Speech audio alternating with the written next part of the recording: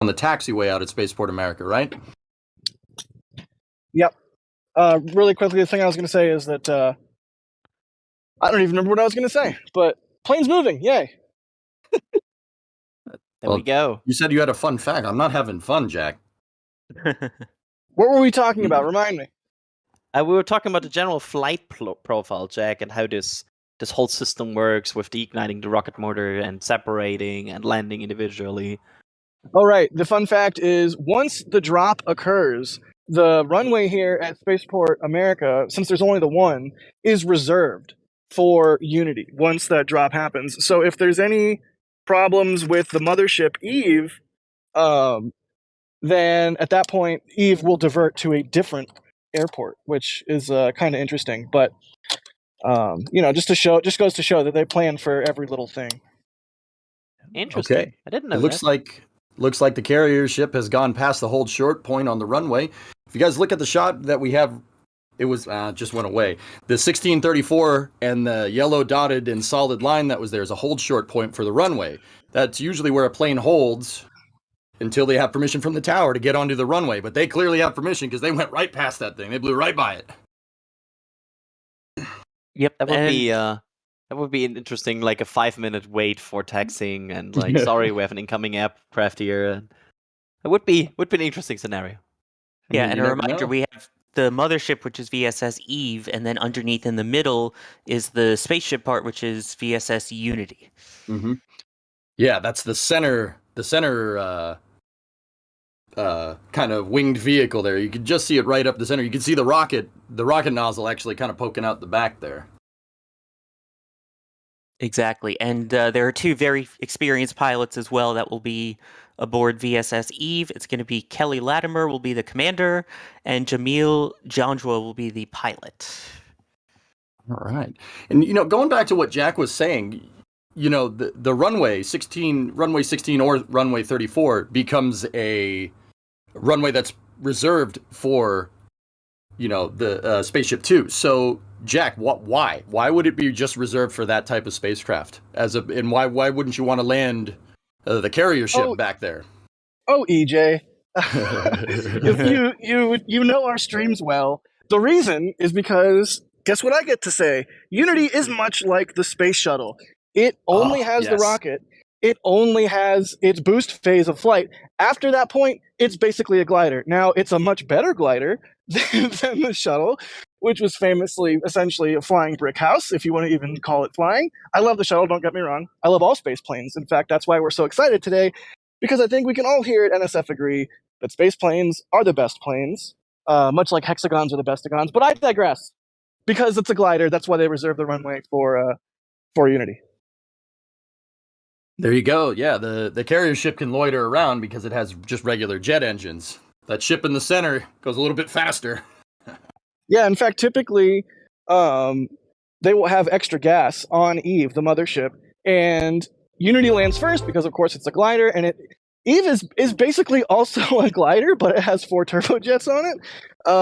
So it takes a while to come down. It's a lot like a U-2 in the sense that if you ever heard a U-2 pilot talk about, like, the plane really doesn't want to land. You kind of have to force it to at a certain point. But we've seen in all of our streams of these various flights, what they'll typically do with Eve is they'll come in and do several touch and goes. And I think they're simulated spacecraft approaches, because the cockpit is another fun fact. The cockpit of the mothership and of the spaceship Unity are essentially similar, or the same layout. So you can get practice time on the mothership for the for Unity.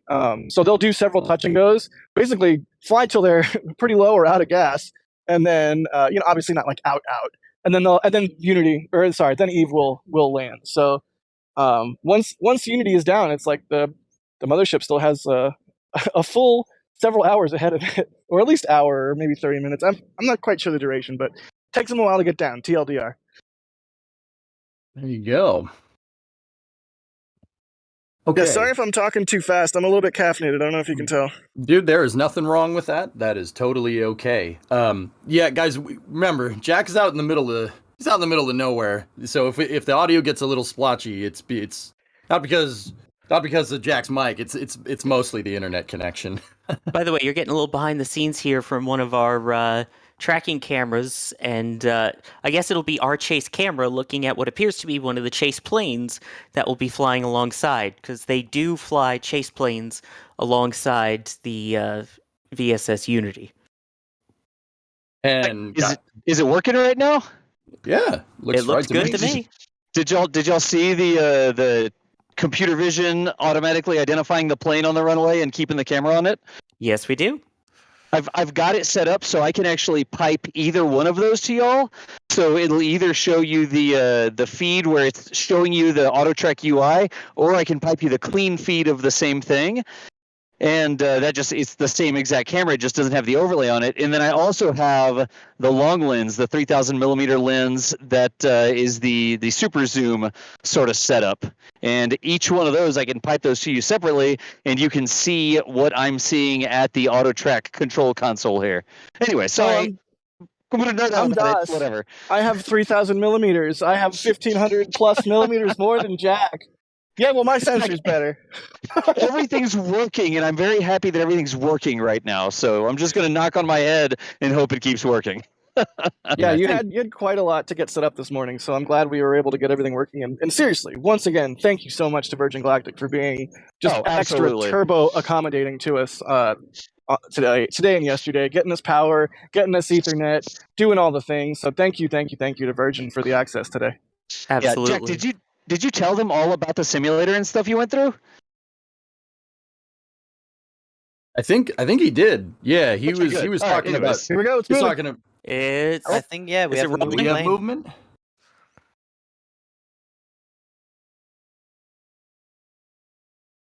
All right. It's exciting. Yeah, I'm very. Now you can watching see it it moving. eagle-eyed now. There Oh it yeah. goes. So, White Knight 2 has been given permission from the tower at Spaceport America to take off here.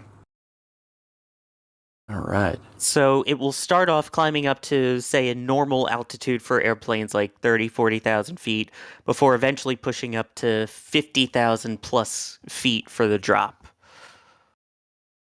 Which is That's crazy. such a cool technology. I know you can always have the debate, like, is this like, but it's so cool. Oh, look at these shots, man. There it I'm goes. Sorry, There's the I'm not takeoff. talking because I just want to look at this. This is great. And there's the chase plane right there. Fly, baby, fly. And I Wow. believe, yeah, That's look at awesome. that view. If I'm not mistaken, that's our cameras. Yeah, That looks so nice. that's a nice climb, man. You're really going up there. That one's a Virgin shot, but we do have our cameras down there tracking this whole thing too. It's gorgeous. Let's just All right, hope I now gotta the scoot. clouds cooperate. I'll talk to you guys in about 20 minutes. All right, Goodbye, Jack. Jack. Good. Godspeed, sir. So Jack is now going to move to try and chase the vehicle so that we'll have views of the drop and engine ignition as well. That thing. So, the mothership, White Knight 2, the four engines that are on the outside that kind of look like regular, kind of garden variety airplane bypass turbofans, that's what's propelling it up right now. The rocket is in the very, very center on the Unity right there, and that's not going to be fired until it actually separates. And Sorry, you were saying it's going to get up to like 45,000 feet. That's way up there. Over 50,000 is typically the altitude at where it drops from. They start going to like a normal-ish altitude that you'd fly on in a commercial airplane. And then after that, they will raise it to about 50,000 feet, maybe a little higher, before performing the drop. Oh, man. I'm just sitting here enjoying these camera shots. Look at that thing. And the crazy thing is, the space part of this will go up to Mach 3, right? Like about it's somewhere in there, maybe a bit below, a bit higher, but that's quite fast. That's booking. That's SR-71 fast. That's You quite, certainly get a speeding ticket for that.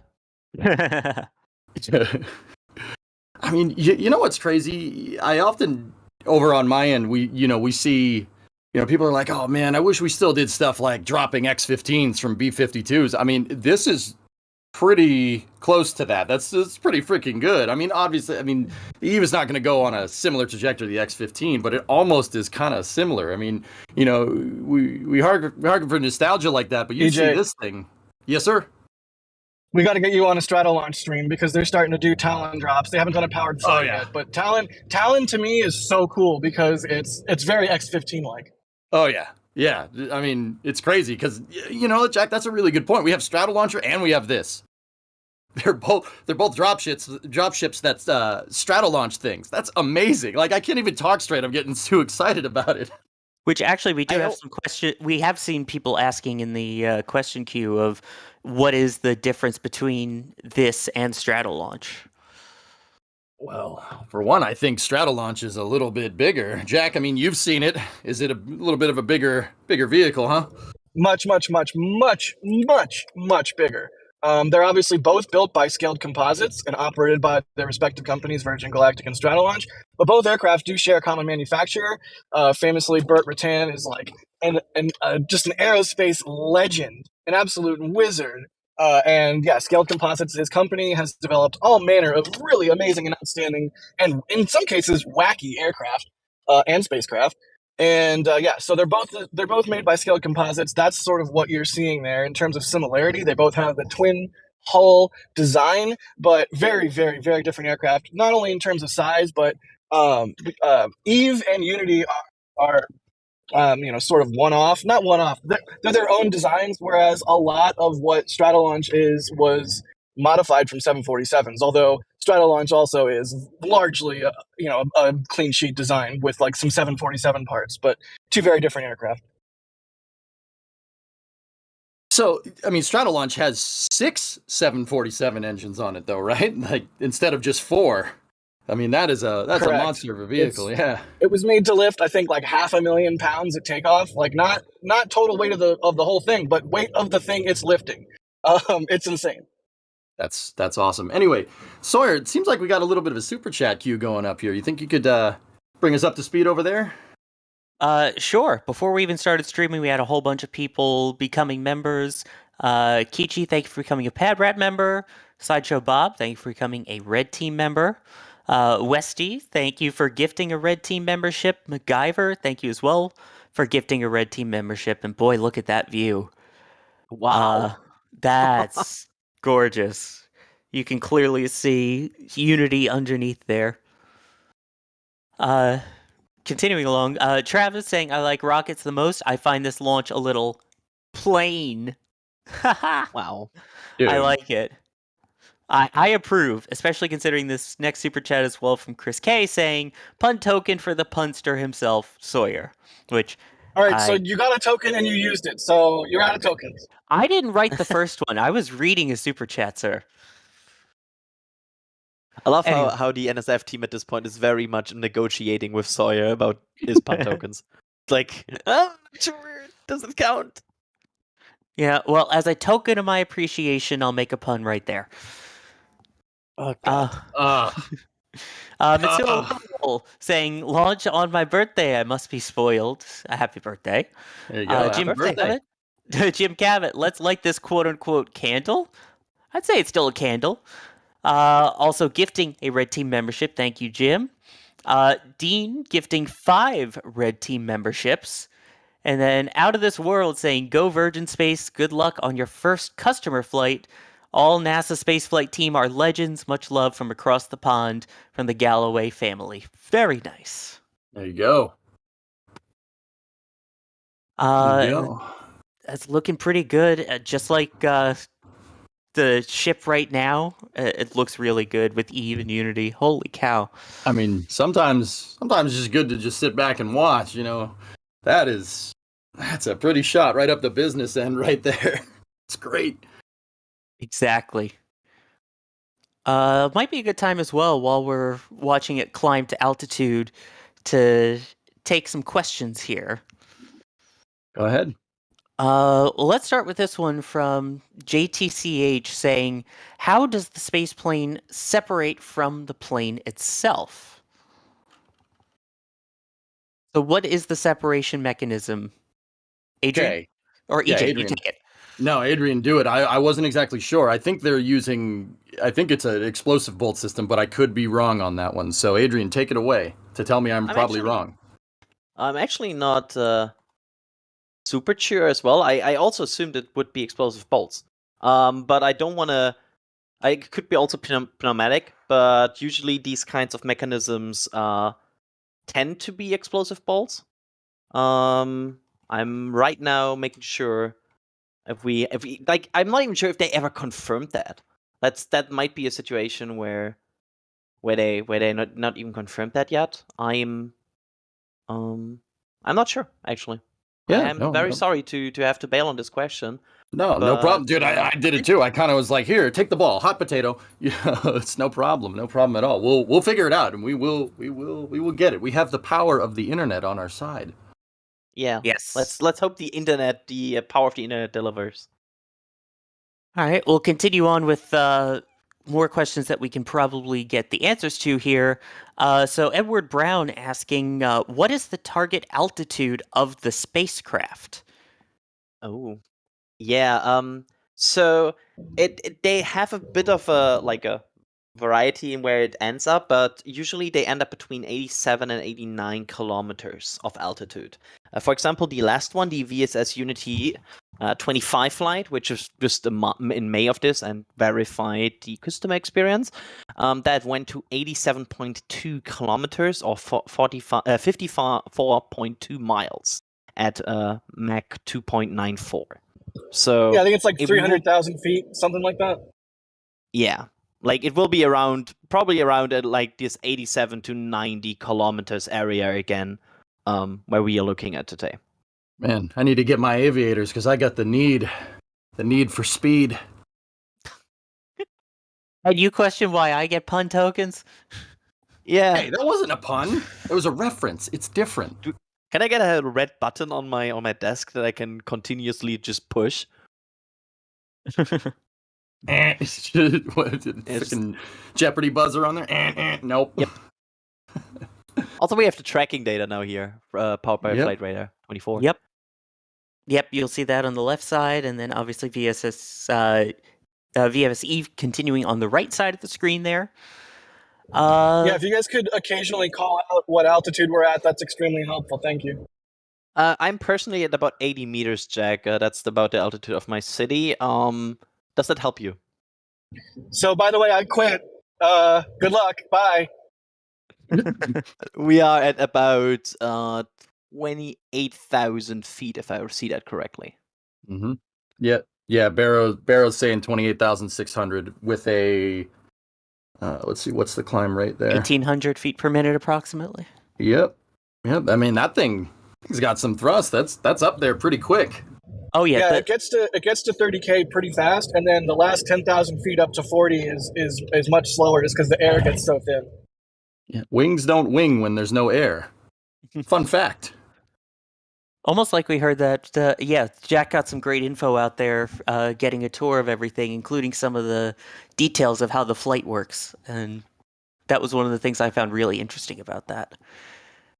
That's, by the way, my favorite Kerbal moment, when you start to learn Kerbal and then you notice at some point, oh wait, aerodynamic surfaces don't work in space. It's a very big learning experience at the beginning of Kerbal. I mean, as a Kerbal player myself, that's one of the best ways to visualize it. You can sit there and you can tell somebody, wings don't work up there, and then you try to fly something up into space in KSP, it doesn't work. I mean, it's not an actual super good approximation because Kerbal's a little bit smaller, but it does drive the point home pretty well. Yeah. In general, is it just me, or does this all feel a bit like, it feels a bit Kerbal-y, right? Because I associate airdropping vehicles a lot with Kerbal. I don't know. It's just a thing you like to do there. I'm not going to sit here and say that Jeb wouldn't want to fly on this. I'm just saying. Yeah. That's true. Oh man, these tracking cameras, that really close-up view is... I know I keep bringing it up, but still. It's excellent, man. Like I said, sometimes it's better to just sit back and watch. I mean, that's a great shot, even through the clouds. That's really good. We can read the logo on the bottom of the plane. I think that bodes well, maybe, hopefully, for seeing the drop. I mean, it still has like what? I'm getting 20 set up in the drop zone now, and there is blue sky above me with some very light wispy stuff, but yeah, trending positive. Fingers crossed. Excellent. That's what we like to hear. We call that a Starship or Falcon Heavy situation. It's trending positive.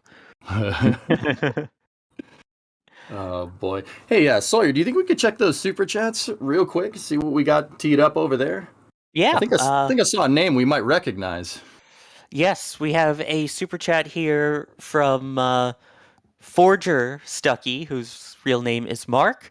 That is the real person that we are thinking of. He has flown into space as a commercial astronaut before.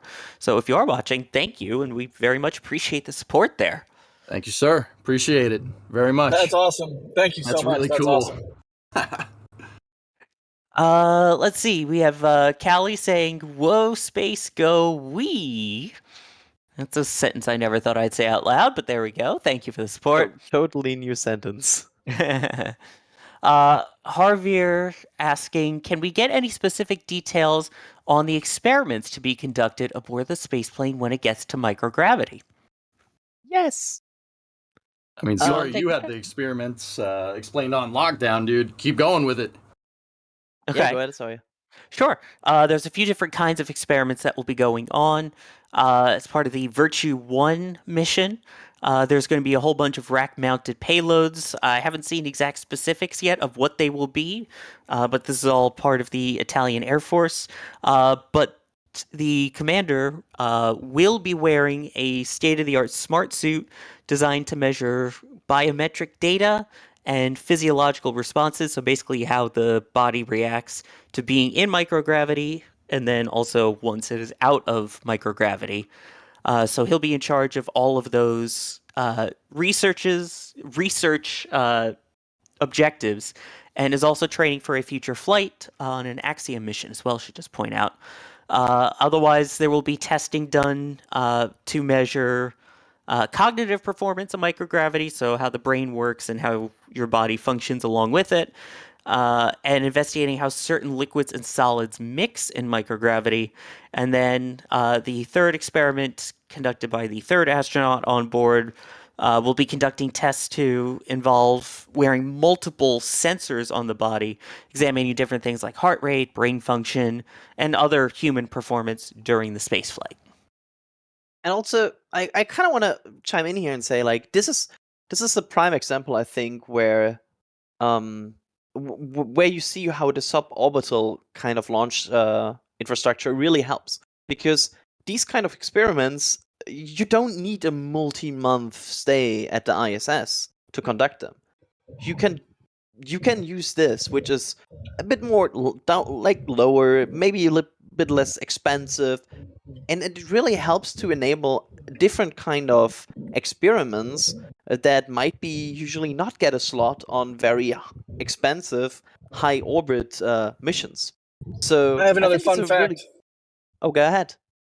Das, this was his question that he asked. It was really good. He asked CEO Mike Moses, what is the timing like from putting the experiment in the rack and putting the rack in Unity to getting it back? Like, how long until it gets weightless? How long do you get it back? So it's about 2 hours. So that's a really fast turnaround, and that's to your point, Adrian. That's is useful in its own way. Mm-hmm.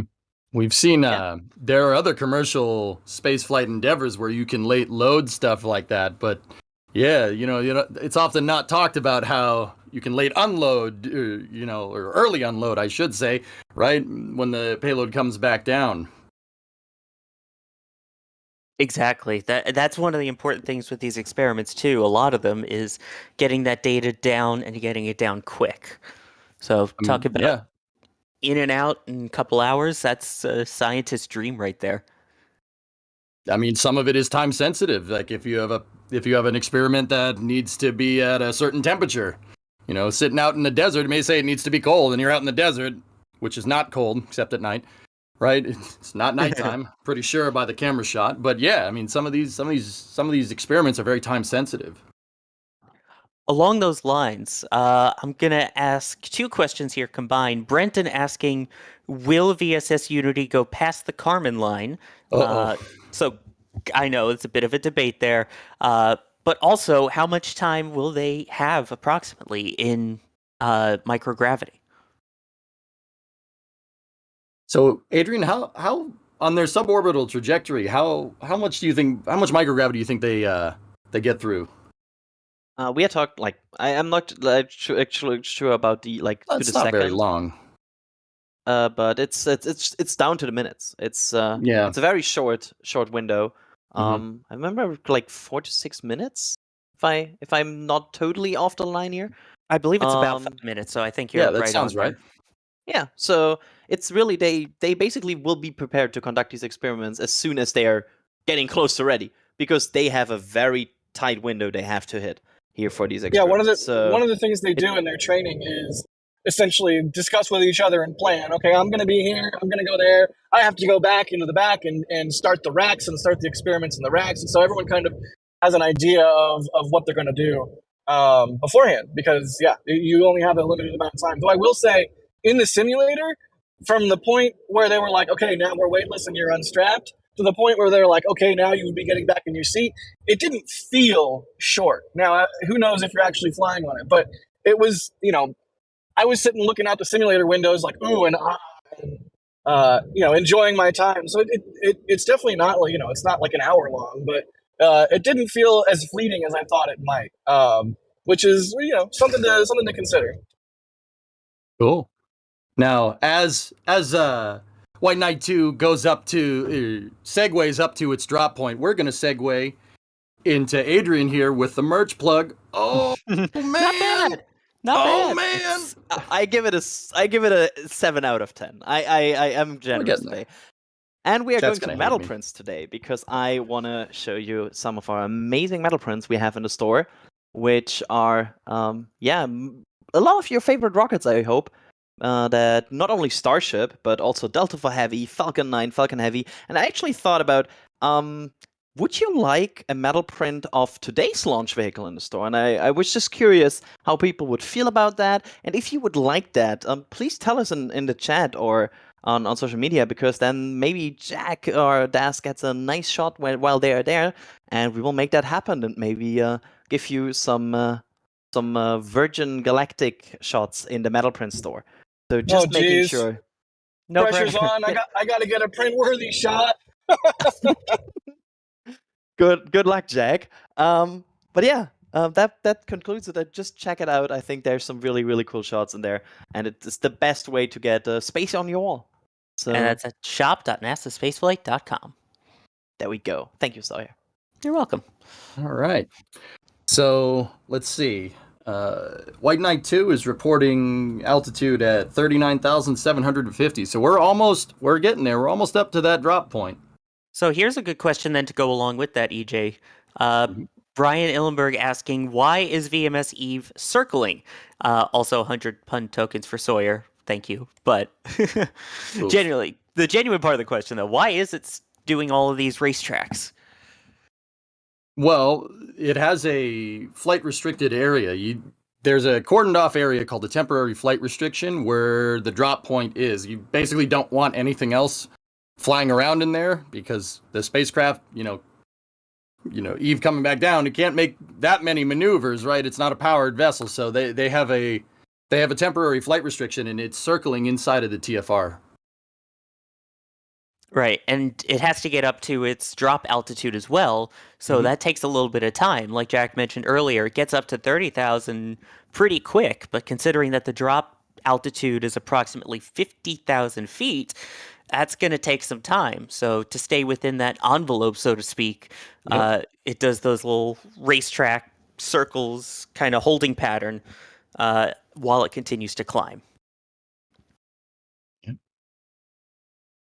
It's gonna be fun, once it's in really in this final racetrack where you can see the lines itself for the drop. That's really exciting, because then you just wait for it to happen.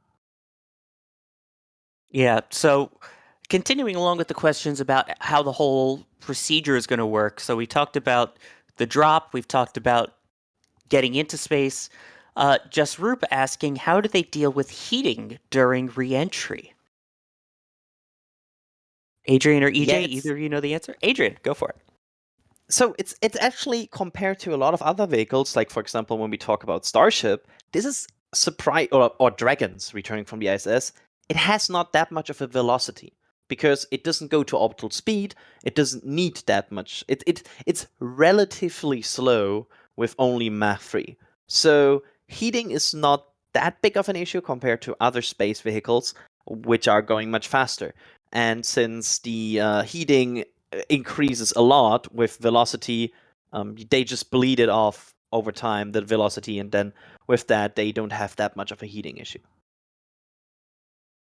There we go. And then I guess to bring it full circle here, Alfie asking, how does the rocket land? So EJ, how does it land once it gets through re-entry?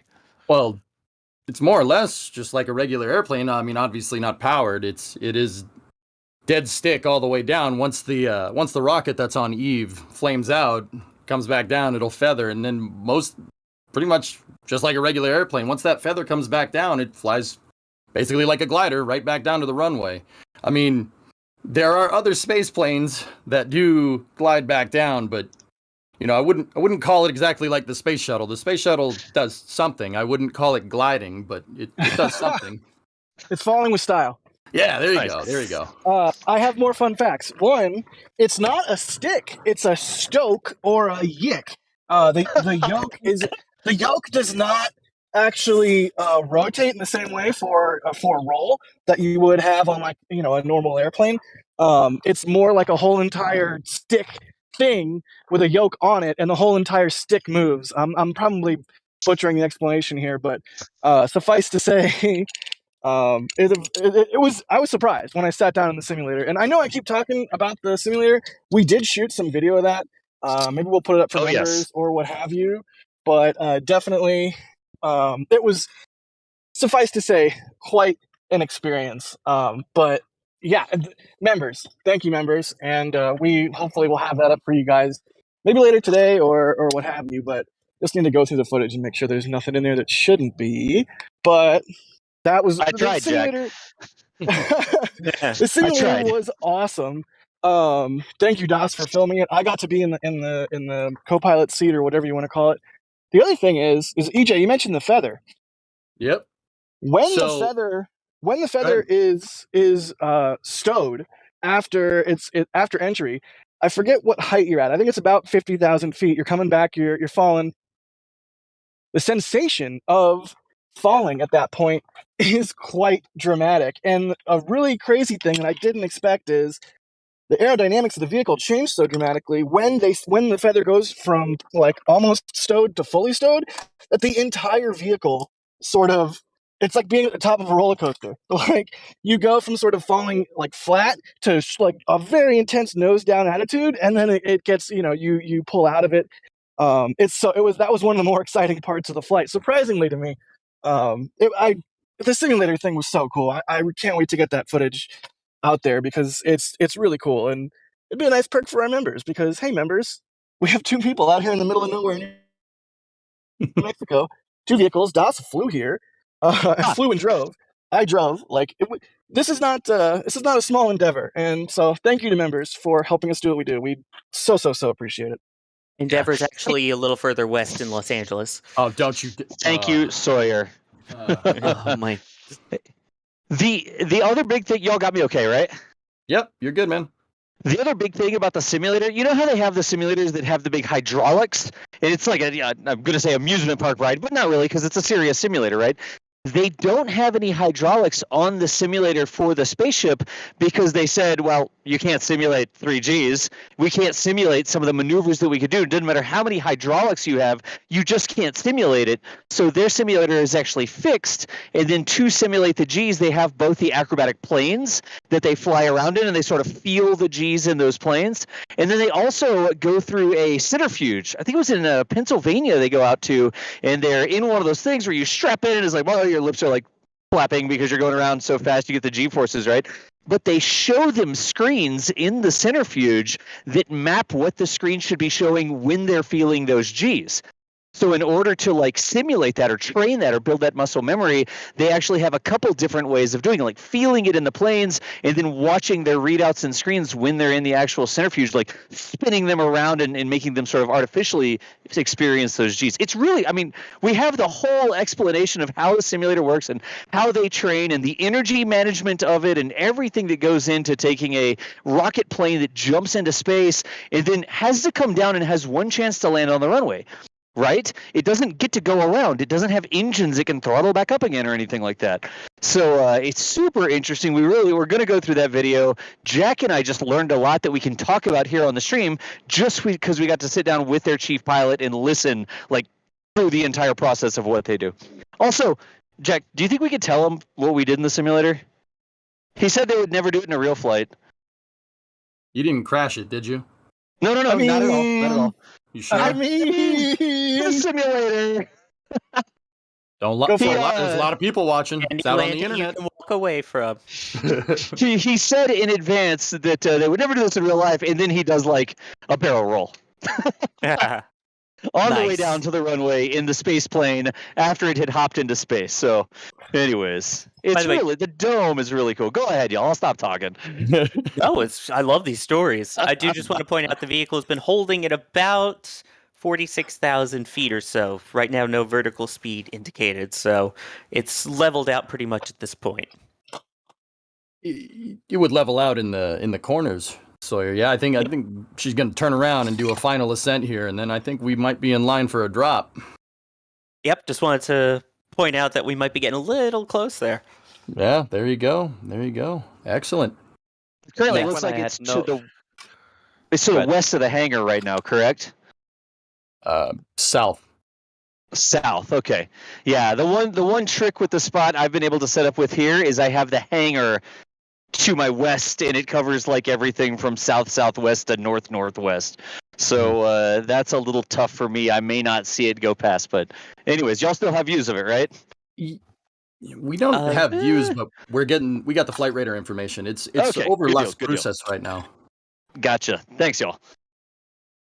Yeah, of course. Just figured we'd keep you updated in the field as well. And yeah, like you said, it's members are in for some great content. Which, speaking of members, Timothy Nevins, thank you for becoming a Red Team member. Jim Cavett, thank you for gifting a Red Team membership. Apocalypse Cow gifting 10 Red Team memberships. Thank you very, very much for that.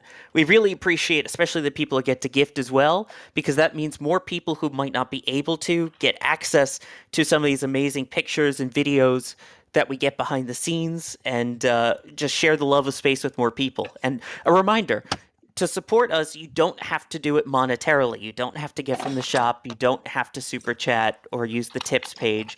Just being here, chatting with us, and liking the stream means a lot. Because the more you like the stream and the more you guys engage, the more that it gets recommended to more people and the more that we can spread the space bug across YouTube and get more people excited about it. Just wanted to make sure we mention that as well. So you guys being here means a lot. Thanks, everybody. Speaking of people in the chat, Forger is saying that they're in the chat that they're not going to drop SpaceShipTwo until they're coming back solidly near Elephant Butte Reservoir. So we're a little ways out from the drop there. So that's cool, Yeah, Forger. I appreciate you watching, buddy. Thank you very much. Very much. And Alex in our back channel, as always, providing facts compared it to previous flights. And as he said, normally it takes about 1 hour to drop, and they do one test pass prior to the drop. So next up, we could see that test drop.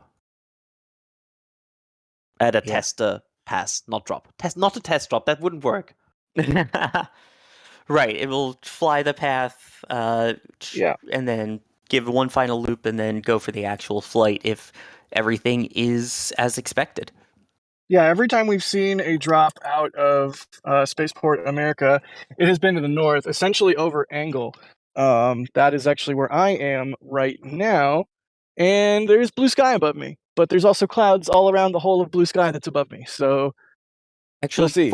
Forger pointing out it's not normal to do the cold pass prior to drop, although we have seen it before.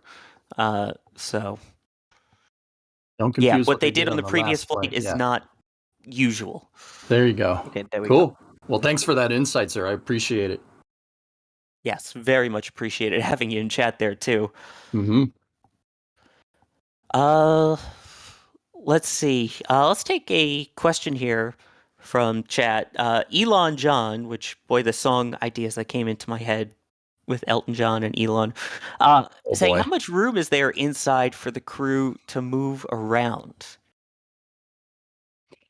I mean, they're strapped in. I mean, except when you get up to the microgravity there. It's not much more than I'd say like a small private jet. The Eve is a pretty small spacecraft.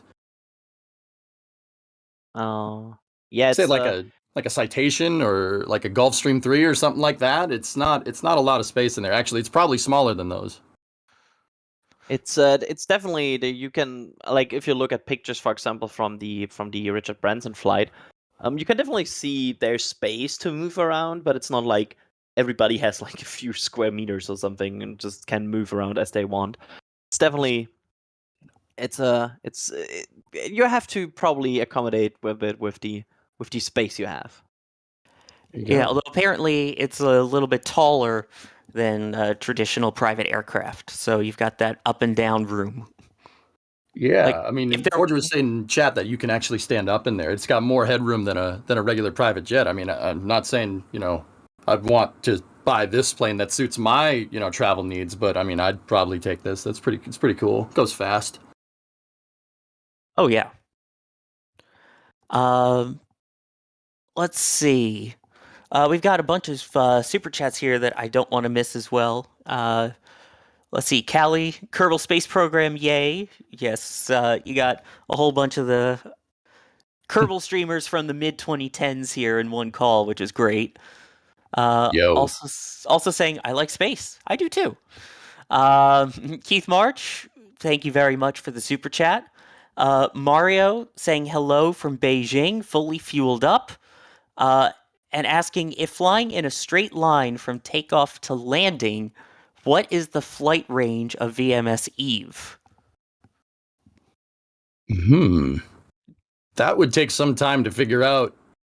Those exact numbers, right? Because are we talking about like from takeoff with the mothership all the way to engine cutoff on Eve there? Because that's a long way. I mean, you could shoot that thing off pretty far, but because the plane's just kind of circling over one area, I mean, we'd have to see like distance traveled. That'd be a little hard to figure out.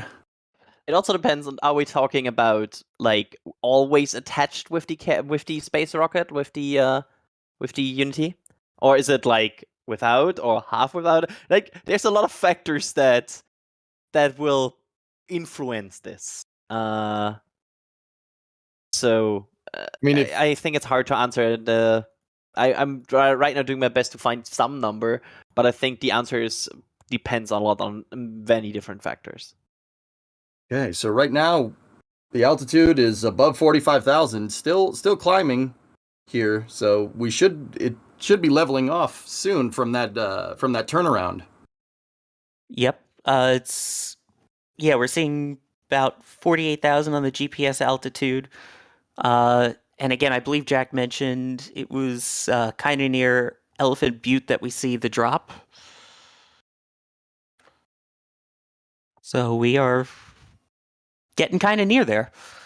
Yeah. What was that distance? Designed to ferry each station to Hawaii. I'm not sure if it's Discord, me, or Some range. EJ. Yeah, we have robot EJ. Okay, it's EJ. EJ, you are having some tech issues, I think.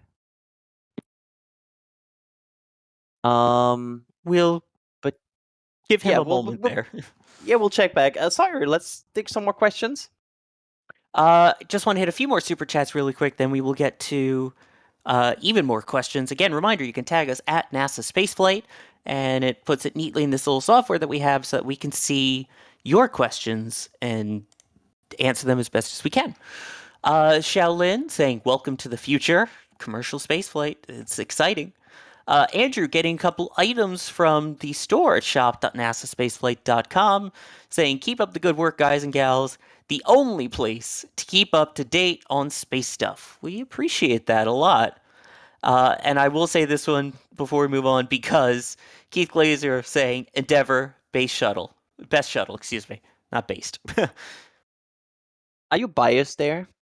Just No, asking. not at all. Atlantis is the best. Sawyer's wrong. Atlantis is the best. It's definitely Atlantis. Anyway, continuing along, Daniel Weaver asking here, I heard that the solid rocket motor has gimbal and throttle. Is this true? Adrian, do you know? I believe it. Yeah, it has gimbal. Not sure about the throttle part. I think it's throttles with the assist of like. I remember that it has, but I cannot explain the mechanism. But it has for sure gimbal, like it can move, because otherwise it like completely static would be very hard to steer into space. Yeah, what's interesting about the engine nozzle, I do want to talk about it really quick, is the fact that it is designed basically so that once it fires, it will pitch the vehicle upward. It's really cool in that rather than having to pitch it up or down, the nozzle is fixed in place and then it's cut in such a way that it will do the climb using the solid rocket fuel to get into space and then glide its way back down. So it is a fixed engine nozzle. Just want to make sure we emphasize that. Okay, fellas, I'm back. Can everybody hear me? Sorry, I needed to recharge my batteries there for a second. Yeah, battery acquisition acquired. All right, excellent. Sorry, just needed to hot swap the batteries there, you know. Okay. That's all good. Sweet. So, sorry, you're talking about the rocket motor, yeah? Yeah, I love the angle that it's cut at. To the design of that to get it into orbit to me is really cool. Oh, or yeah. into space, excuse me, not orbit. It's actually got it, yeah, the asymmetric nozzle. That's really, really, really interesting stuff. It's the reason why it's cut asymmetrically is to get a pitch up moment on the vehicle. The rocket actually isn't gimbaled. It's fixed in position with a cut nozzle. And that cut nozzle actually gives you the pitch up moment. That's what makes Eve fly on its not ballistic arc, but fly on its arc up into space. Unity, right? Yeah, that too. Sorry, yeah, I know it can be a little bit confusing. So just to clarify for those who are kind of just joining, you have the mothership, which is the VMS Eve. That is the plane that is currently carrying the vehicle that will go into space, which is the VSS Unity. So you've got the spaceship, and then you've got the mothership. So besides the fact I just love the name, just wanted to make sure we have that clarified. Let's see. Here's a question. Just talking about the if you were to want to fly on board it, how much is a ticket? Which the answer, as of now at least, is approximately $450,000 US. Yeah, it's a tad too expensive for me right now, Sawyer. Just a touch, right? Yeah, it's basically I'm close to there, but not right now. But to be fair, I think, at least from a would I do it perspective, I would rather fly on these suborbital vehicles than on something that goes to space, because it's like more convenient. It's like you go there, you see something cool, and then you go back down. I can't agree with that. I want to go orbital, but at the same time, that said, I would absolutely fly on Unity or with a Virgin Galactic. Like, it just seems so cool. It's a hand-flown spacecraft. I can't emphasize enough how awesome that is. It's one of a kind. A human being's hand is on the stoke, or yick, I guess. You know, it's not computer controlled. There's not like someone back in mission control who's like, able to engage an autopilot. No, it's just by this, sheer brute force and skill of a pilot, which that sounds like a heck of a ride to me. But yeah, it's I don't know. I interrupted you, Adrian. I'm sorry. I would fly on it. I would fly on an orbital one. But all of these things, they start off expensive, right? They start out like planes, cars, televisions, radios. Look at any technology, computers, over the last however amount of time that you want to look at it. And all this technology starts off expensive and then slowly works its way into the mass market and becomes cheaper and mass producible, yada, yada, yada. So Hopefully, Yeah. all that is to say, in a couple years' time, the likes of you and I can afford a flight on something like this. I recently had a discussion with Harry Stranger about some other space topic that got cheaper with satellite imagery. If you look at satellite imagery, at some point in time, it was basically impossible to just task a satellite to do imagery. And at this point, you can just use some apps and task it for like a few $100s. Yeah. Hi, Harry. You're the best. We love you. Yes. All right. Looks like the Virgin Galactic stream has gone live, the main one. So I'd say we're trending in the right direction here. Yeah, and by the way, I do just want to emphasize, and I think that was really important that we haven't mentioned yet there, that this is a, I guess, crew-flown vehicle. There is a person that is flying it. It's not an automated system, that it is physically hands-on to deploy the feathering, to actually steer it all the way back down. So I think that's really important to note. And yes, we will still get plenty of awesome views for you here. Again, we have Jack out in the field tracking the whole thing, and we've got our tracking cameras out and ready to see if we can see the drop, which should hopefully be coming up very soon. You can see the plane is about 48,000 feet from what I can see there on the GPS altitude and holding. So things are looking pretty good at the moment. Here's a question. EJ, I'll throw this one to you since you're more of an expert when it comes to fuels, especially solid rocket motor fuel.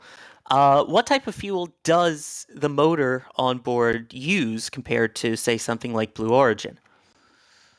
Well, other suborbital rockets use hydrolox. This one is a solid rocket motor. But it's not just a solid rocket motor. They're actually using a hybrid, what's called a hybrid engine. It's a solid rocket motor with, I believe it's hydroxyl terminated polybutadiene and ammonium perchlorate, but they also have a nitrous injection system. So if you're a car fan like me, I'm a pretty big car guy, like getting my hands dirty.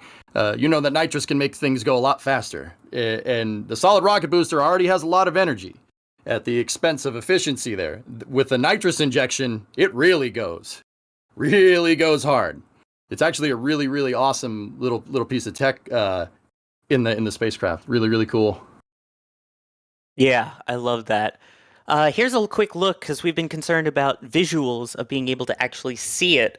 This is a look from one of our tracking cameras right now. You can see there's a little bit of a gap there in the clouds, so we're hopeful that our tracking cameras there will be able to get something. We also have Jack, who's out there a little bit further away, where he had previously been reporting clearer skies as well. There you go. And so we are keeping an eye out on all of our feeds here to see what we're able to get. And again, we are quickly approaching the drop. At least that's what it appears to be. I've got clouds again. The blue hole is like in front of me, but not over me anymore. Where is the combined spacecraft and mothership right now? Is it west of Ingle? It's to the northwest of Truth. It's to the northwest of Truth or Consequences. Okay, got it. Thank you. I should have my feed here momentarily, and if I get eyes on it at all, I'll get you some imagery. Yeah, over here at the spaceport, there may be some background noise on me here, y'all. There's a little patchy bit of blue directly above us, and it's rapidly moving towards the mountains. So I sort of have my camera pointed in the direction that we were indicated from here where the drop was going to be, but it is one little hole in a mostly cloudy sky right now. And again, that's not a condition that means that they can't actually do the drop and go into space. The actual condition is when they're coming in for a landing, the clouds need to be clear enough that they can see the runway from around 16 to 18,000 feet, right? So because it's all a glider, it's energy management all by itself, it has to be able to get clear eyes on the runway as it approaches, and that's the cloud rule that they go by. Dropping, lighting the rocket motor, jumping into space, the clouds have nothing to do with that. It's when they come back down, they have that one shot to land it right there on the runway, and they need to be able to see the runway. So there's a lot of clouds up above me right now, though. It looks like we have a descent from the mothership here. It's currently going down a little bit, down to 46,000, and it just leveled off. Just a slight descent there. I mean, it doesn't seem like anything. It looks like it's going up again now, but yeah, just additional note there. It started going down pretty fast. Yeah. Yeah, one thing they did mention is that for the test flights, they actually dropped from a slightly higher altitude as compared to customer flights. So it could just be that they're not, they're done climbing and they're going to be at this altitude, and this is their drop altitude. That's also possible. I mean, it probably makes sense, right? That you maybe want to increase like the margins and like everything you have for customer flights, because you don't want to push the envelope on a customer flight. You would push it on a test flight. Exactly. And that's why they've done a whole bunch of test flights up until this point. The most recent one actually happening, what was it, a month or two ago, I believe? May. It was May. It was 25th of May. Yes. Which did have crew on board, and that was meant to test out the whole procedure, basically, of from suit up all the way to loading up into the vehicle to take off, to basically the user experience, I believe is the way that they described it. So we have now, we have that expertise that we're now using on this flight, which now that it is paying customers, that's why we have that slight name change there as well. And we have, hopefully very shortly, the drop of Galactic 1. And also we should maybe point out that, oh good. But no, I was just going to say, talking about the suit up and the training and stuff like that, they've basically got it down to an art. Like, they can fly in on Sunday, and then they train Monday, Tuesday, Wednesday, and then they fly on Thursday. And for this mission specifically, since it was a custom mission where they're doing some of the research with the Italian Air Force, they had more of a training. Like, they've been talking about this, working on it remotely, training how they're going to do their experiments for years and years and years. But in terms of the training, like actually being in the training mock-up, like the actual flight article, it's not flight article, the same exact layout, the same exact handles, all that sort of stuff, it's 3 days of training. It's really crazy that they can do that and then go up there and do their experiments. I'll let y'all go ahead. That's crazy though. Like 3 days is, I mean that's, you can basically start to really hit a cadence there, and they kind of want to try to hit a cadence here with their next flight, Galactic 02, currently planned for about early August. So that's only like a month and a half before the next flight. And again, remember, the last flight is just a month ago, so that would mean 3 flights in about 3 months, which is quite a pace. Yeah, it's exciting to see the cadence pick up, and again, down the line they are working on a third vehicle as well, so hopefully they'll be able to do even more flights of these commercial crew missions. Which, along those lines, Daniel Lapine was asking, what are these missions meant to achieve? Are they for researching engines or for other companies? Adrian? These missions are customer missions. In this case, we talked a bit about it before, but there's a lot of biometric studies going on by the Italian Air Force on this flight. But they are more about like behavior of humans in space and these kinds of aspects. They are not about researching engines right now. They're more about researching humans. Exactly. And then also down the line, there are people that have paid to just go into space for the sake of going into space. So there's a mix, kind of like what Blue Origin does, it seems, of the research flights as well as just the I paid and I want to go into space flights, for lack of a better way to put it. Want to thank a couple of people here really quickly who've been supporting the stream with super chats and memberships. Joe Kangas, thank you for becoming a Capcom member. Reminder, Capcom and above gets access to our Discord, so hopefully we'll be able to see you in there. Duncan, thank you for becoming a Red Team member.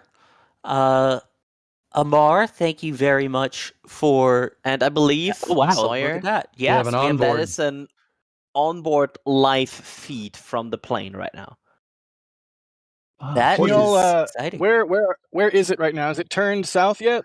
North of Truth or Consequences. It's mid-turn right now, to Jack. turn. Okay, copy. Thank you.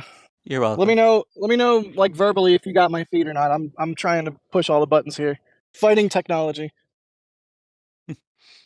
And a reminder, there are the 2 pilots that are piloting up front, and then the astronauts on board. You've got Colonel Uoltera Vилья Деи. I apologize if I'm mispronouncing these.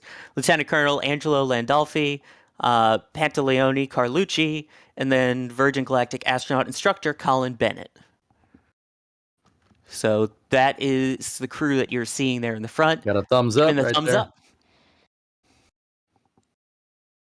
Porger wasn't kidding. There's a lot of headroom in there. That's pretty neat. Yeah. And apparently it's Villa Day. Thank you, Alex, for helping me with pronunciations there. That's also more legroom than you get on like transatlantic flights. So that's also not that bad. You think they had to pay for the extra legroom seats? Yeah, it's like bonus plus with window seats. Oh yeah. It's definitely not Spirit or Ryanair, so. Oof. Oof. No, this is a lot cozier. Let's see. We will keep an eye on that. It looks like we're getting even closer to the drop. Again, the vehicle starting to make a turn towards the south. This bump. Current altitude appears it was last at 45,000. I don't see data currently at the moment, but Barrow's reporting 46,925. Climb rate 0 feet a minute. Heading 153. All right. All I got is clouds. Are they All I got is good-looking all I got is good-looking clouds? No, So- they're terrible. I hate them. Oh. Jack, the thing, it's probably, I don't know, 2 to 3 miles, like dead north of the of Spaceport America spaceport right now. Like it's circled around. She's dead north. Look at this view looking down the back of Wow, what a of the shot! ship there. And that is of the spaceship. I hope we have this shot for when it separates. That would be amazing. That would be really cool. If nothing Right. else, we got the crew reaction here currently too. Just like to give a shout out to Virgin Galactic for allowing us the privilege to have these shots on our feed here. That's quite good. It is very much appreciated. And so I know we still have more support that I'd like to get through, but at this point it is turning south, which would likely indicate that final turn before the drop, especially with the onboard cameras there. And there is that engine nozzle that we were talking about earlier, how it's cut in a way that it will actually, you don't really need to steer it. So you can go with the fixed engine on the back and then have it pitch up and go into its suborbital trajectory. Yeah, now keep in mind that nozzle is only there for pitching moment. So they still have to roll, they still have to be able to roll the plane to make sure it's at the, the right, well, I'd say 0 bank angle, right? But that asymmetric nozzle being open more on the top side is actually going to be like a lever pushing the nose of the plane up. It would be like pulling back on the stoke or stick or yoke or... Stoker yick. What's it called? The stoker, the yick, I believe. I believe so as well, but the naming confuses me. I don't want to call it that. At this point, they said that they are...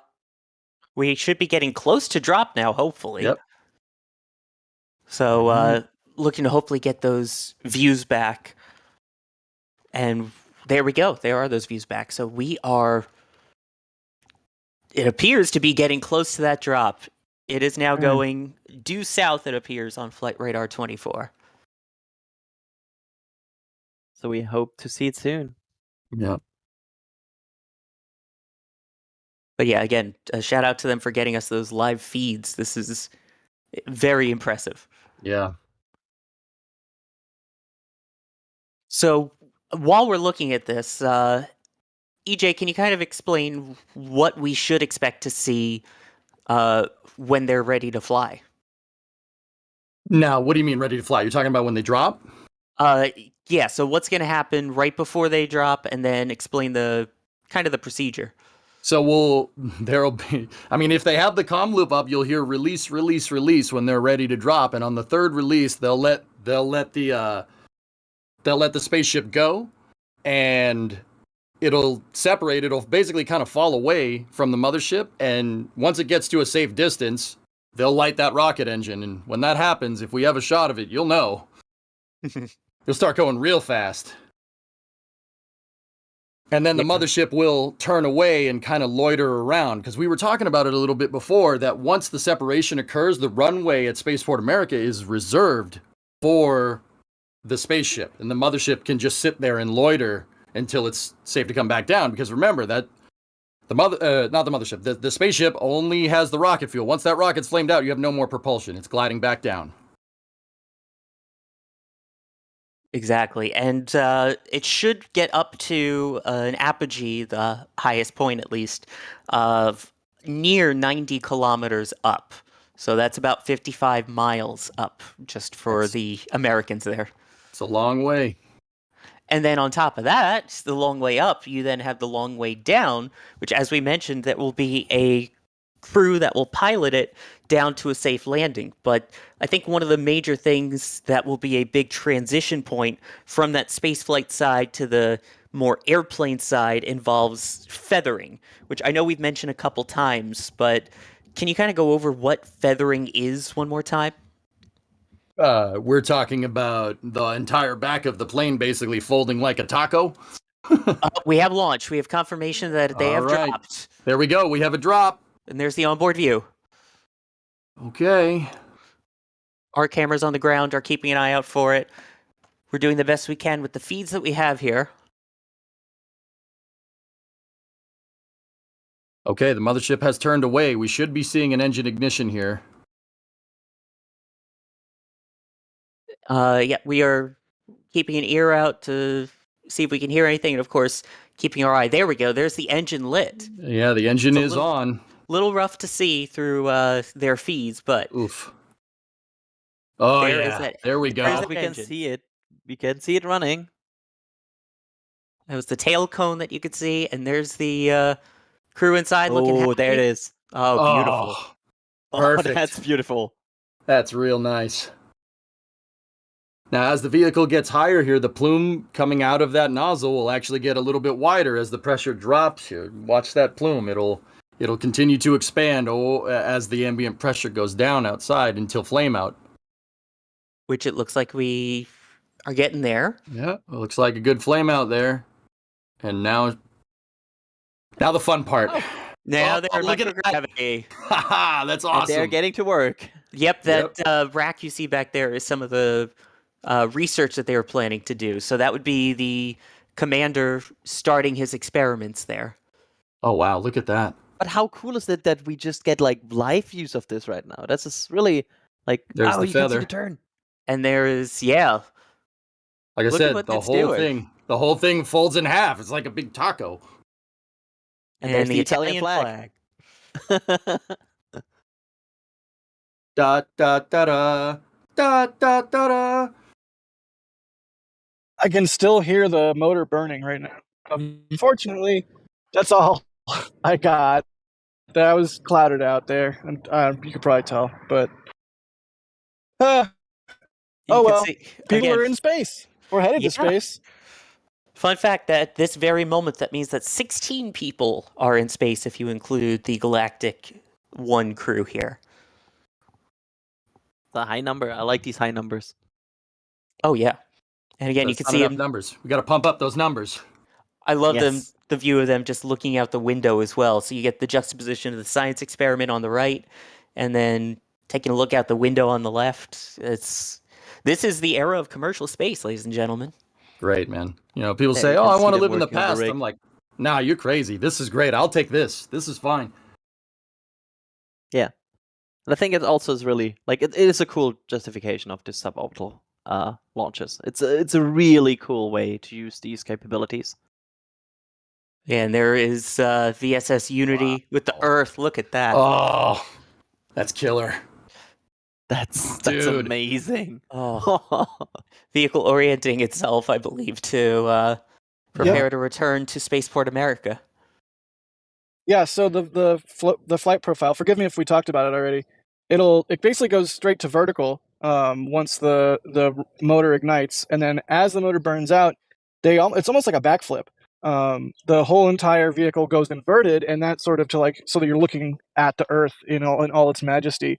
Then, as we're seeing now, as it gets to the point where they're getting ready to re-enter and line up for landing, they will reorient back into that belly down position. And then this is sort of the part we were talking about in the simulator, where the simulator was motionless, but standing there and having this in your periphery, I don't get motion sickness or anything. I didn't in the simulator, but it's definitely a case of the fidelity of the simulation was so good that your inner ear and your eyes were sort of yelling at each other. Like, no, we're seeing and hearing or feeling different things. So at this point, the sensation of falling back to Earth was quite dramatic. And then when they re-engage that feather, they will have that lovely little pitch down, top of the roller coaster moment. You can now see how aerodynamics is starting to really influence the plane again. As they get back into the atmosphere, the plane's getting heated up a little bit because it's compressing the air that it's hitting, but you can see it's kind of rocking the plane back and forth there. The feather, I'd like to point out that the feather is actually pointing at the ground, and the part with the crew in it is actually parallel to the ground. And basically, it turns the entire main wing section and the crew segment of the spacecraft into a gigantic air brake. That's one of the reasons why it doesn't seemingly have tiles or any type of thermal protection system on it. And again, there is a pilot actually, or the commander and the pilot that are flying this vehicle. So this is not an fully automated return. This is a hands-on flight. Yeah, we're in for some chop here. And I also want to point out, I saw it was interesting that there was the person that was helping everyone else strap in the bottom right. That is Colin Bennett, who is the astronaut instructor for Virgin Galactic, helping everyone get strapped in and prepared for this quote-unquote re-entry here and landing. Little turbulent there. Look at the crew bouncing around.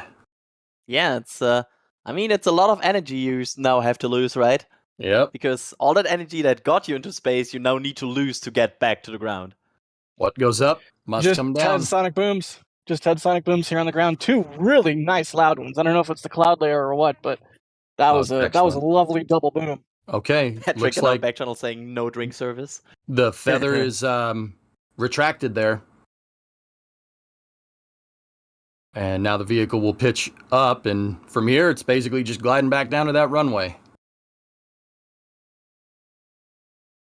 There we go, and it's what they'll do is they're basically managing their energy extremely carefully right now, and they will do a series of turns and bleed off that energy as they get closer and closer, and they will eventually end up touching down on runway. 16? They'll go in the same direction as the prevailing winds for takeoff. So always into a headwind. Exactly, because you get a little bit of extra energy there and margin.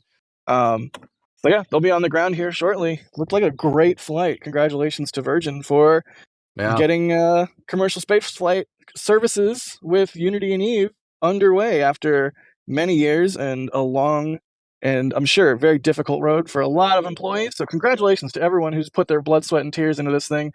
What an awesome day.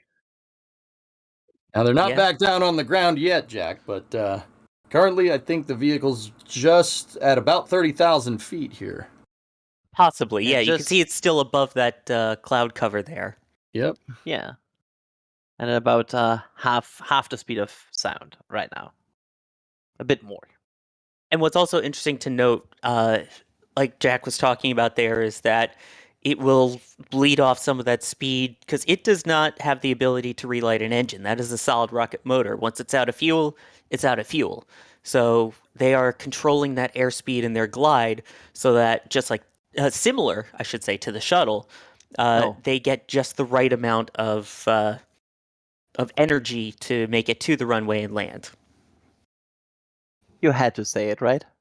Of course. I mean, tell me there's not a better comparison. We are not sponsored by Casper, but it's like, what is it? Just the right amount of squish, just the right amount of bounce. I've heard so many podcasts with that sponsor. I don't know. Sorry, what? Boo. The biggest thing here, it's all about energy management. right? Yep. You have a certain amount of energy because you had altitude, the solid rocket motor lit, and it gave you a certain amount of velocity that you turned into altitude that took you into space, and now you're trading altitude for velocity again, right? And you have to manage that. You have to make sure that you run out of energy, or you have just enough energy is the right way to say it, as you approach the end of the runway. So the entire thing down, as the spaceship glides back down, the pilots are managing the energy in all the screens. Everything that they're looking at, most of the information that they have is about their energy, their altitude, their velocity, their attitude, all that sort of stuff, because you got to do it just right. Because like we said, you can't light up the jet engine or go around or divert to another airport or whatever. You have a fixed amount of energy, and it needs to make you end up right back in the runway, the center of the runway, when we did it in the sim. There you go. It's kind of impressive also from a standpoint of like how much the conditions change over a very short period of time. You basically have going from kind of no atmosphere to going all the way through the complete atmosphere, and have like different conditions, different levels of wind, and it changes a lot in just a few minutes. I mean, you're right there, Adrian, right on the shot. You can see there's upper level clouds and then there's lower level clouds. You can see the difference right there in the shot. Great timing. Yep. Yeah, it appears we're at about 20,000 feet up at the moment. There we go. They're now Through the going clouds. through the lower level clouds. Oh, that's awesome. Look at this. I'm banning the word clouds. I don't care how cool this looks. I'm officially. We can't say the word cloud for another 30 minutes or so. Well, Jack, it'll be popping out of the ominous white things that are up in the sky very soon. Mobile rain platforms. Yeah, there you go. For real though, all my grumpiness aside, that's hilarious, Adrian. All my grumpiness aside, this is a really beautiful shot. So I mean, I'll be a broken record once again. Thanks to Virgin for getting us the clean feed there. Yep. I mean, that's really, especially with these clouds. It enables us to Actually, a to pretty get thick these cloud cover at 20,000. That's a big thick boy clouds. Yep, now at approximately 15,000 feet up. I also really like that we got a lot of inside the cabin views this time, because Yeah, it it's really great. shows you how they work and how they operate. I really think that's a very cool part of this, and I mean it's the main part, right? That's why they go there In real time, Yeah, too. it's great seeing the crew right now as they're coming back. It's just all smiles. We're getting the amount of adrenaline that you must be experiencing at the moment is. There's a wow. ground view. There she. Oh, there it is. Oh, There we go. Our Wicked. yeah, it looks like the ground is seeing her now. As always, as if we apologize for weird sounds that commentators make where we'll see something cool. Oh, that's that's just awesome. cool. I mean, consider where that thing was a couple minutes ago. Yeah. It's pretty impressive, man. And I should point out that is our tracking cameras from Spaceport America that you're seeing on the right. Robots. So, yeah, so that is that was what we're able to see from Spaceport America as it now flies over the building there. We take a look down the tail again here of VSS Unity. Yeah, the way That was DOS me. is set up, I was tracking that one. That was hand tracked, DOS. Oh, well done. fellas. Yeah, that was. Yeah, that's then I'm awesome. sorry. Das. Then I'm sorry for saying thank you to the robots. No, it's okay. It wouldn't recognize it as a plane, so I had to take over with my Xbox controller. Oh no! Oh no! So I was literally tracking that coming in on an Xbox controller. It's going to come around again, so I'll get it again. Hang on. Here we go. There we go. And if we do see a shot back from onboard, you can see the chase plane. It's flying right behind it. Yeah, that is our camera being controlled by DOS with an Xbox controller in the middle of the deserts of New Mexico. Don't make an Xbox controller joke. Don't make an Xbox controller joke. I'm trying hard not to. Back to the plane. Yeah. So It's, there's the oh, chase that's plane tracking. behind it. Yep, there you go. Yeah. Oh, that's wild. Look at that. Great shot, DOS. I'm not mad right now. That was not me. No. Oh my! Trying to give you credit. We continue our trend to thank the wrong person. Yeah, I guess this was in the shuttle days. This was turning along the hack, the heading alignment circle. Yep. There were different degrees of it that it could do, 90, 180, 270. But yeah, that final turn to line up with the runway. Okay, looks like we Could it got also gear do- down. Could it also do 360? Sure. Yeah. All right. There we go. It's getting lower. All right, grease it.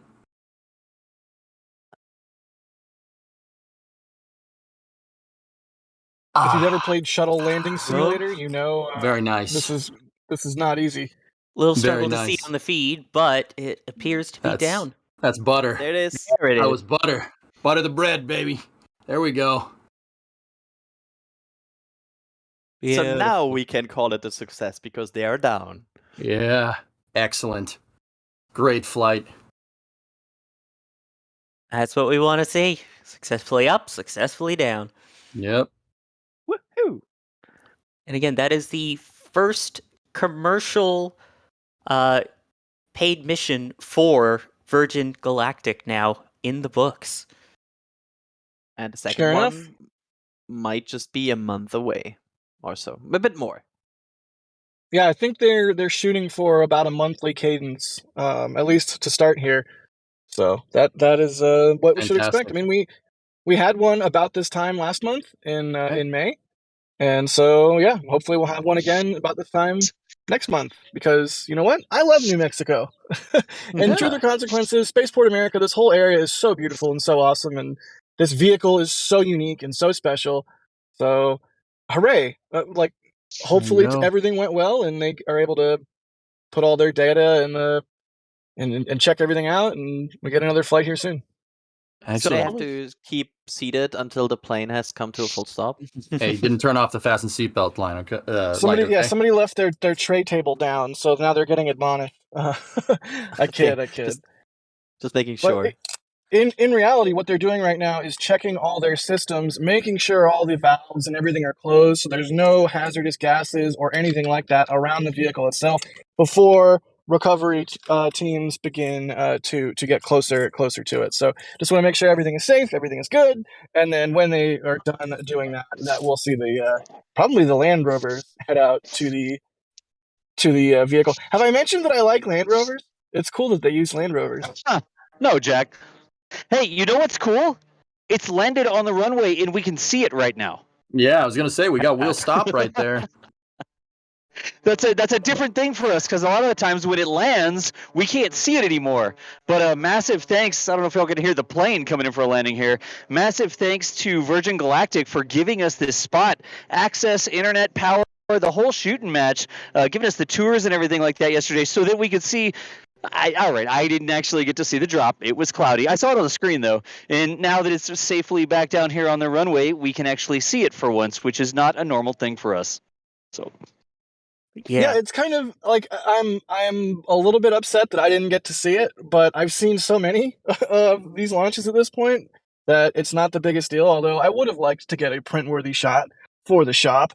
Maybe we can dig one up from a previous launch. However, it's a fun stream for us in particular here, just because of the access that we were given after so many times not having it. We sort of got the inverse of our normal streams this time for a Virgin Galactic launch, wherein we had takeoff and we didn't have drop, and then we had landing. Things that we normally we're not able to cover, we were able to cover, and then the thing we were able to normally cover, we weren't. Okay, I'm over caffeinated. I'll shut up now. I love how it says plane. Yeah, right. Yeah, Yeah, it's, there you go. it's like 60% sure that that's a plane. And there is there are the cars going out to it. Yep. To be fair, there was some discussion early in the stream if it's a plane. So I'm only about 60-70% sure it's a plane as well. So I think I'm right with you there, Autotrack. I thought it was really cool that it did. The interesting thing is when the spaceship was still attached to the mothership, it was detecting it as multiple planes. And it's like, wait a second, there's not supposed to be planes on top of planes, but it was sort of jumping back and forth between, is that one plane or two planes? So it was having a little trouble just because it wasn't trained on that. But now I don't even think that's trouble. Like it's failing correctly. It is two planes. It's two vehicles. It's failing upwards. it couldn't figure out exactly which one to aim at, so it was sort of going back and forth, like juddering back and forth a little bit, because it tries to center on the middle of the plane that it's tracking. So the track when it flew over, that was a manual track with the Xbox controller. It did not recognize it as a plane then, and then when it's come back down and it's landed on the runway here, I thought it was interesting. Even through the fence, every now and then it's picking up that is a plane. The more cars that get around it, the less sure it is that it's a plane and not a transformer where somebody's about to form the head. I mean, to be fair with AutoTrack here, it is a hard job to identify this as a plane. It did well. I'm sure that fence is doing it no favors that's in front of it. Yeah. I've been amazing. This is a zoomed-in shot here. Yeah, by the way, I just want to point out it's amazing that was in space just a few minutes ago, and there's already people walking around the vehicle, just taking what looks like pedestrian cars out to check on the vehicle and get the crew to egress hopefully soon. Well, actually, Forger was saying in the chat, Sawyer, that this is something that is kind of time sensitive, because even though, as we actually learned before, the mothership has enough fuel to be able to ferry the unladen spacecraft to Hawaii, right? Because it's carrying a fully fueled spacecraft, the fuel economy goes way down. They actually have to get off the runway sooner rather than later for the mothership to actually come back down and land. That is true. The mothership is still circling around right now. It is still flying. For real, it's pretty nifty that we've got Forger in chat, like, and providing us some information. Thank you for doing that, Forger. And if you haven't read Test Gods, holy cow, read Test Gods. It's an insane book. All right. It looked like they drew a duck. It looks like with the eye at the top, but like could be a duck. I'm sorry. I call him Mr. Quackers. Yeah, right now it's doing the smaller racetrack pattern, the same kind of holding pattern that you might have at while waiting to land at a regular airport, just a lot higher. So it simply can't carry less than 1/2 fuel load because they are gross weight limited with a powered spaceship attached. Yeah, solid rocket boosters tend to be a little bit on the high mass side there. Thank you for the insight, sir. I really appreciate it. Yes, absolutely. Somebody in chat after seeing that the flight path was like, oh my god, they killed Clippy. Oh no. By the way, I do just want to point out again, we were talking about Fierce talking about Forge. That is Forger Stuckey has flown previously on VSS Unity during one of the Virgin Galactic test flights. So he is basically a commercial astronaut as well. So he's got great experience with this. And so we really, really appreciate his insights.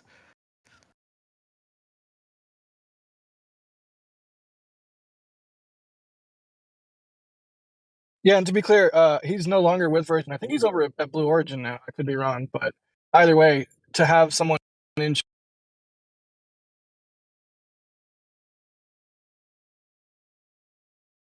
Sounds like we. Did I just get cut off? My mom called me. Hi, Mom. Yes, you did get cut off. Yes, you did. What was the last thing you heard? It was probably about halfway through that statement, man. Something like that. Okay. Either way, thanks to Forger for being in chat. Not official Virgin, but either way, it's cool to have someone who's flown the vehicle to be able to provide us some insights in YouTube chat. Just the glory of YouTube. And your YouTube chat, the YouTube chat now says hi to your mom. Yeah, she knows I'm streaming. Mom, what are you doing? I love you. Don't call me in the stream. Oh, I love the internet. Right. It's like back in the day, I'm probably going to date myself here. It's like back in the day when you're trying to play a video game and somebody makes a phone call. Not now, Mom. Yeah. trying to play Counter-Strike. You need to stop playing EverQuest. I have an important phone call. Oh, middle school. Oh dear. Middle school? I won't go on here. Hey. Yes, Adrian, I'm old. Well, in the meantime, while we're waiting for the crew to egress, while we have this gorgeous shot still, we had a little backup here of our super chats because we had the actual flight itself. So I still want to make sure that we acknowledge everyone and thank them for their support. David Lebed, thank you for becoming a Pad Rat member. 76794P, thank you for becoming a Red Team member. Shaolin, thank you again for more support there. Oliver Giles, ship go zoom. Thankfully it did, and did so safely. Goat Pilot 04, thank you for the support. I'll hold on to that question in regards to its comparison to something like the X-15. We'll keep that for later. Gratitude Plan, thank you for becoming a PadRat member. Jim Cavett, thank you for gifting a Red Team membership. Patricia, thank you for becoming a Red Team member. Shaolin, thank you for more support again. And JK Video saying, thanks guys. Thank you for watching. And then Jan, hopefully I'm pronouncing that right, with some support as well, wondering how this will affect the growing, how will a growing fleet affect airspace? And it's interesting, the FAA recently just worked on a deal over on the East Coast around Florida to narrow the area that they have that's restricted for flying, the NOTAMs, the Notice to Air Missions, formerly Notice to Airmen, to try and avoid those issues of commercial flights flying over and potentially scrubbing a launch. All right. We cannot hear you right now. Arigato, Jacko Roboto. Jack needs to recharge. Needs to recharge his batteries like I did. So, actually, Forger in chat again, I don't mean to keep going to, but the insight is fantastic. He said they're removing a pitot tube to put the tow bar on the spacecraft so they can pull it off the runway. Yeah, pitot tube. That's. Can you hear me? Yep. Yes, now we gotcha. Okay, cool. Pitot tube is like it measures airspeed, and it's used to give data to the pilot's controls. If you're wondering what a pitot tube is. Mm-hmm. I was wondering if this is actually if it's a developmental piece of equipment, because oftentimes during test flights you're going to carry two-fold sensors. There's a developmental sensor and there's an operational sensor. So the developmental sensor is there to basically make sure that the operational sensor works correctly. For instance, on like the Artemis 1 mission for NASA, they had a ton of extra sensors on that vehicle to make sure that they were getting fed good data. And that's actually one of the reasons why they scrubbed an attempt, because one of the DFI sensors on SLS engine 3, I think it was not cooperating correctly. Don't remind me. It was engine 3, yes.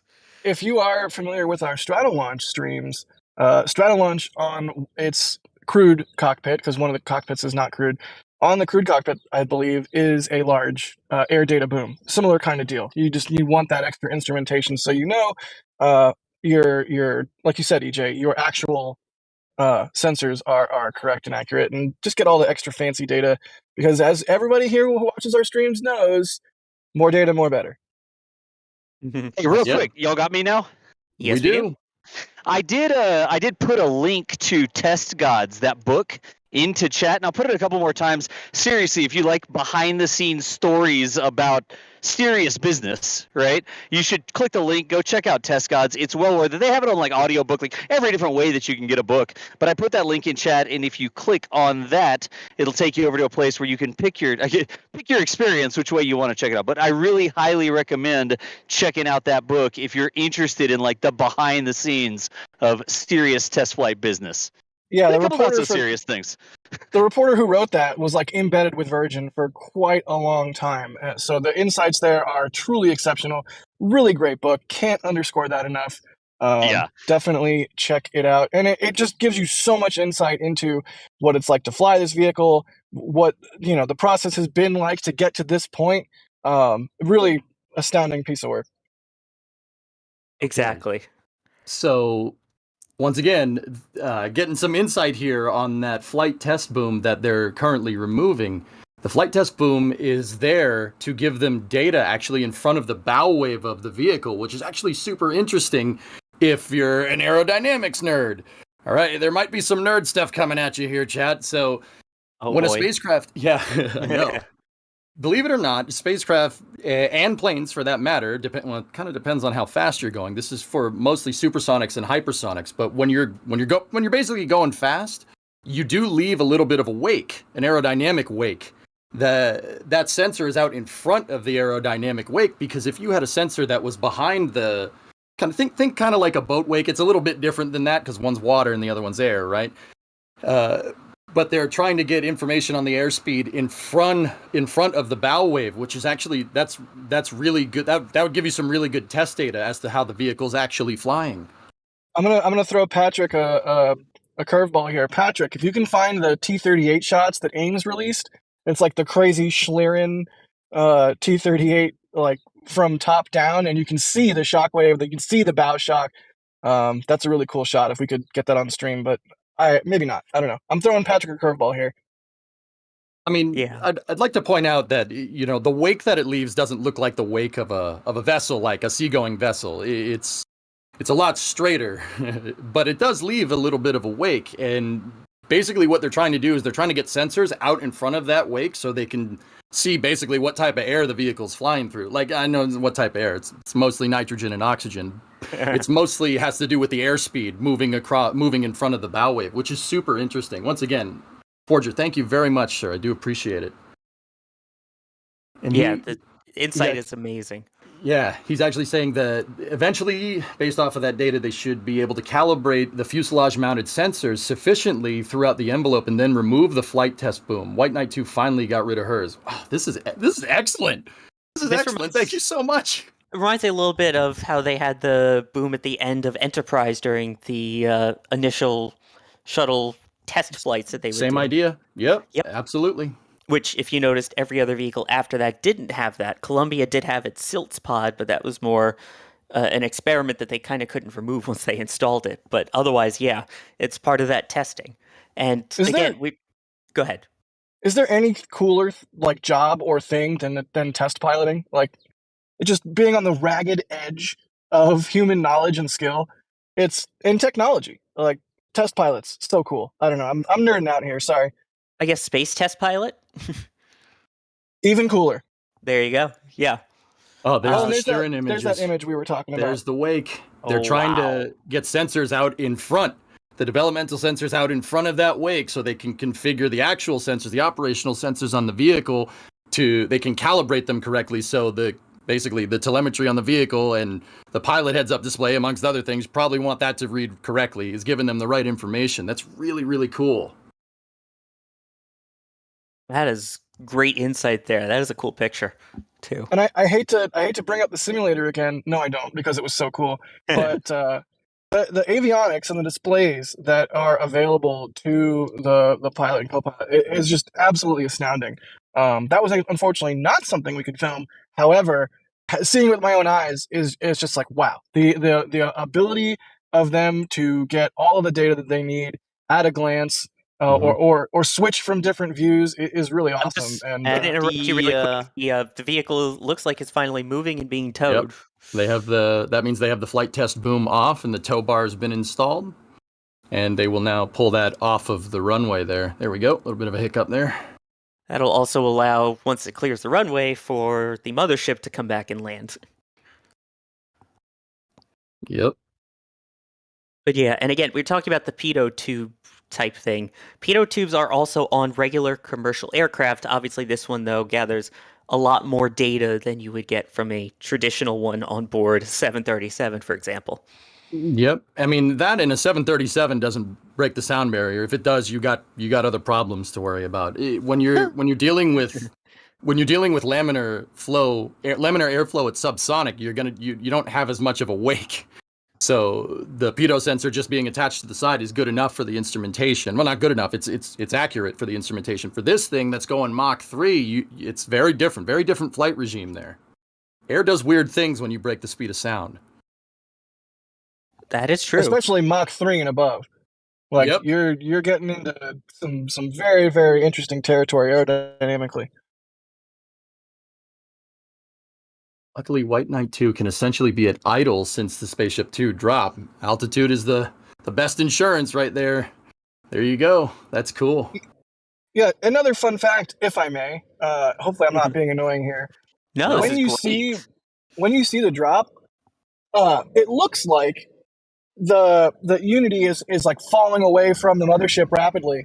However, it's actually the opposite. Unity, or Eve, the mothership, is moving away from Unity. Unity is kind of in like a level a level pitch, whereas White Knight has lost so much weight, and it is essentially a glider with engines that it is able to just pull up and out of the way. So pretty nifty.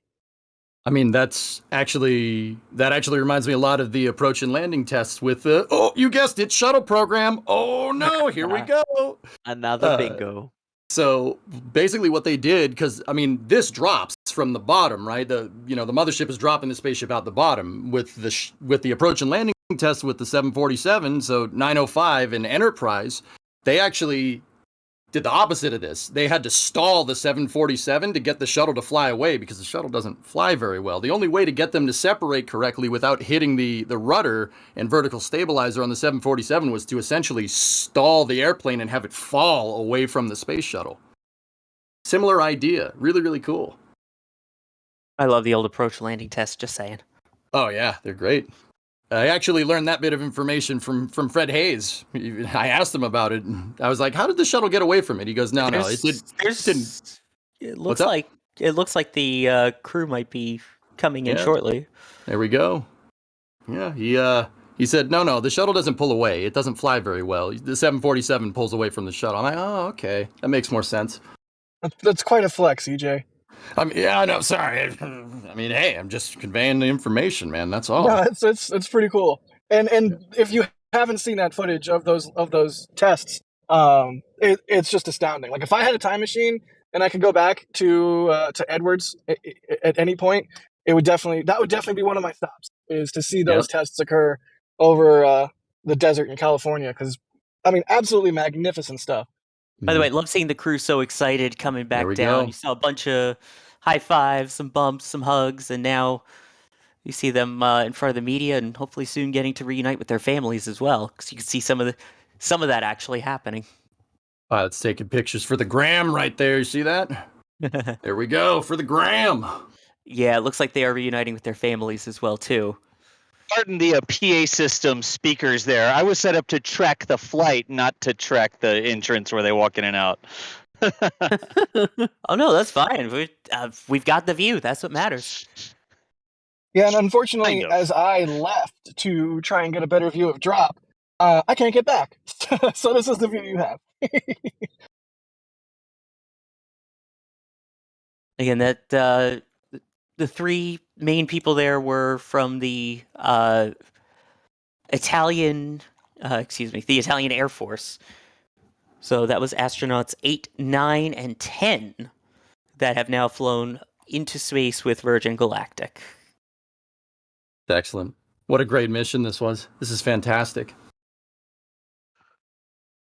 Right? I just want to see him go again and again and again. Like the hangar there at Spaceport America is designed to be able to hold 2 motherships.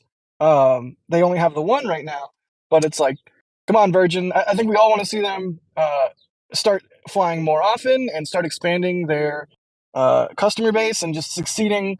And, hopefully they get a second mothership at some point and they get more spacecraft and we can just see these things go off nonstop and Virgin can start fulfilling its backlog. And, oh man, I want to fly on this thing so bad. So I hope for nothing more than wild success on Virgin's part. Absolutely. We always wish success for every space agency, every space group, every space company. But this is exciting. Again, that's their first commercial flight. Do want to thank a few more people here really quickly. Dan Sorkin, echoing your sentiment, saying, a great day for access to spaceflight. Thanks to Virgin Galactic and to NSF. Some additional support. I apologize. I can't pronounce the name on that one. And lastly, Doc Watson saying, will Adrian watch The Fifth Element before the next Starship launch? He's watched it. Yeah, Jack, be my witness. I have watched The Fifth Element, and it was actually a good movie. I enjoyed it. I had to force you to not have your phone in your hand. Like every 5 minutes, I was like, put your phone down. I was that jerk who practically ruined the movie doing that. However, I'm glad you liked it.